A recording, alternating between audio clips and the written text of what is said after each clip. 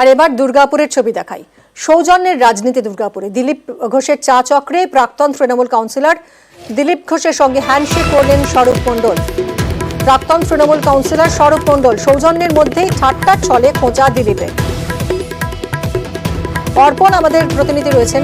অর্পণ, ঠিক কি হয়েছিল এই মুহূর্তটা যদি একটু ব্যাখ্যা করো।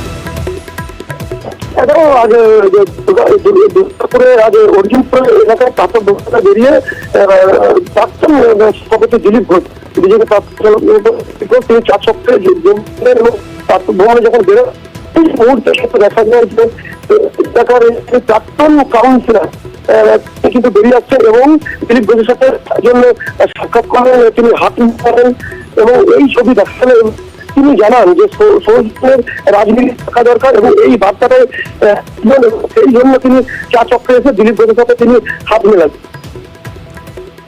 ধন্যবাদ অর্পণ।